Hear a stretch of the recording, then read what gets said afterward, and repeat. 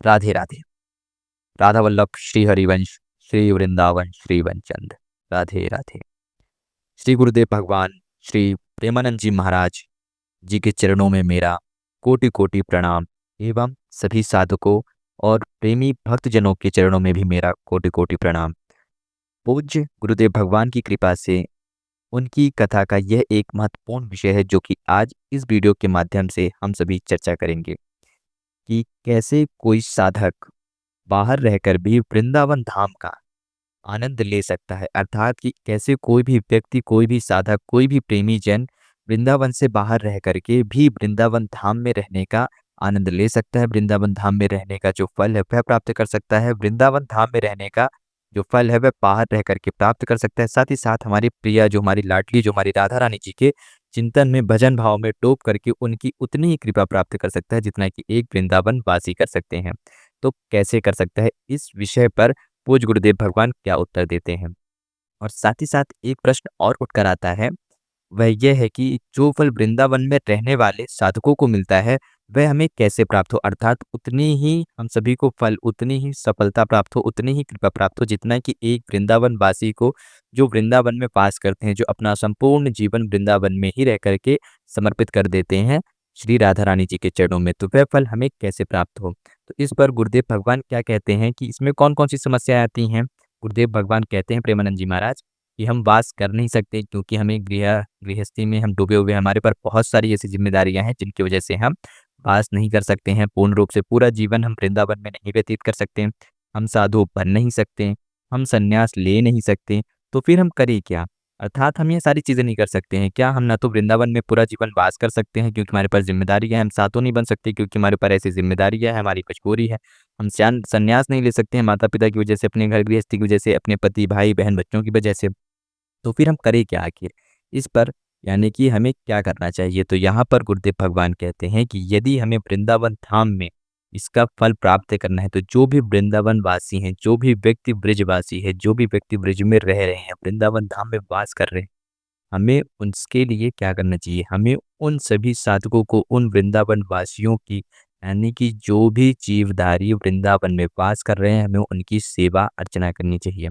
पूज्य गुरुदेव भगवान यहाँ पर कहते हैं, ध्यान दीजिएगा सभी साधक जन, कि पूज्य गुरुदेव भगवान क्या कहते हैं। पूज्य गुरुदेव भगवान श्री प्रेमानंद जी महाराज कहते हैं कि वृंदावन धाम में वास करने वाले जितने भी जीवधारी, अर्थात जीव हैं, अर्थात शरीरधारी जितने भी जीव हैं, चाहे वह पशु पक्षी हो, बंदर हो, चिड़िया हो, आदि किसी भी प्रकार का शरीरधारी जीव है, फिर वह चाहे गृहस्थी वाले जीव हो, सन्यासी जन हो, साधु जन हो, संत जन हो, रसिक जन हो, सखी जन हो, चाहे वह सन्यासी जन हो, कोई भी व्यक्ति हो जो कि वृंदावन धाम में वास करते हैं, चाहे वह गृहस्थ में हो या सन्यास में हो या योगी हो या साधु हो या संत हो या गाय हो या बंदर हो या कोई अन्य जीव जंतु हो, हम केवल यह देखें कि वह वृंदावन वासी है और हम केवल उनकी सेवा कर सकें।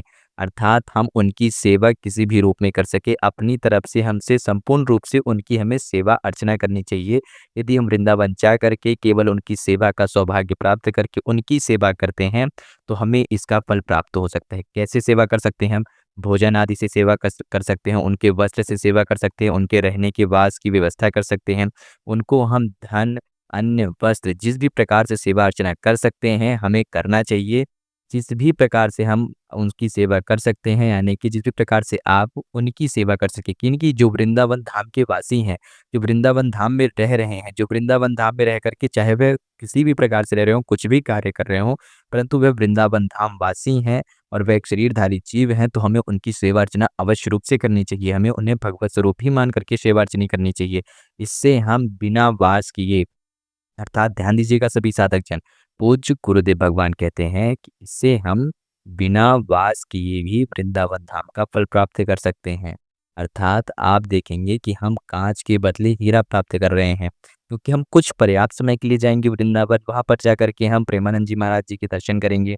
ठीक है, हम वहाँ के बिहारी जी के दर्शन करेंगे, हमारी लाडली जी के दर्शन करेंगे, हम प्रेम मंदिर में जाएँगे, हम अन्य-अन्य मंदिर में जाएँगे, इस्कॉन टेम्पल में जाएँगे, हम वृंदावन धाम की परिक्रमा करेंगे, ब्रजभूमि की द परिक्रमा करेंगे, ब्रजभूमि में वास करेंगे, यानी कि हम हर जगह जाकर के दर्शन करेंगे, वास करेंगे, परंतु हम कुछ निश्चित समय के लिए जाएँगे, निश्चित समय के लिए रहेंगे, वहाँ से पुनः वापस आ जाएँगे अपने कार्यक्षेत्र में।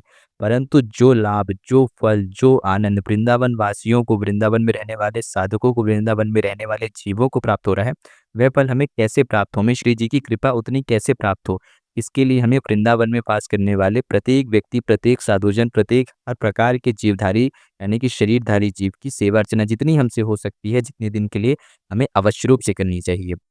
अर्थात हम काँच के बदले हीरा प्राप्त कर रहे हैं, हमें उतना ही फल प्राप्त होगा जितना एक वृंदावन धाम में वास करने वाले व्यक्ति को, एक साधक को प्राप्त होता है।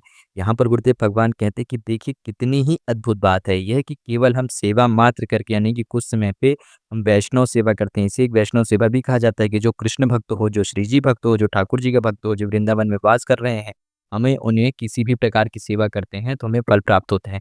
क्यों? क्योंकि कहाँ हमारा सन्यासी जीवन, कहाँ हम इस गृहस्थ जीवन में व्यतीत हैं और कहाँ वृंदावन धाम में रहने वाले जो प्राणी जन हैं, जो साधक जन हैं, उन पर श्री जी की कृपा, दोनों में बहुत ज़्यादा फ़र्क आता है। इतना बड़ा फ़र्क आता है जिसकी कोई तुलना ही नहीं है।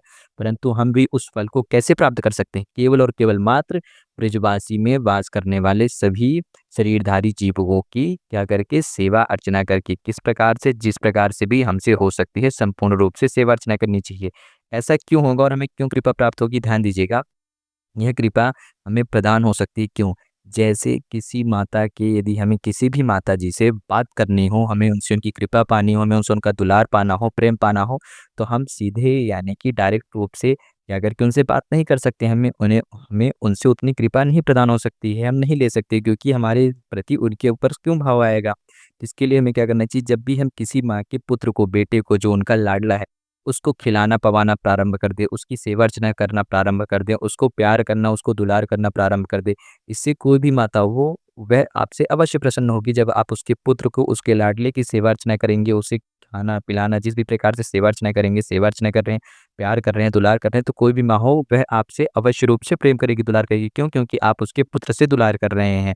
जब भी आपको किसी व्यक्ति की सेवा अर्चना चाहिए हो, तो उसके सबसे प्रिय व्यक्ति की आप सेवा अर्चना करें, उसको दुलार करें, तो वह व्यक्ति भी आपसे प्रेम करेगा क्योंकि ये हमारे सबसे प्रेम, सबसे खास व्यक्ति को प्रेम करता है, जो हमें सबसे प्रिय है।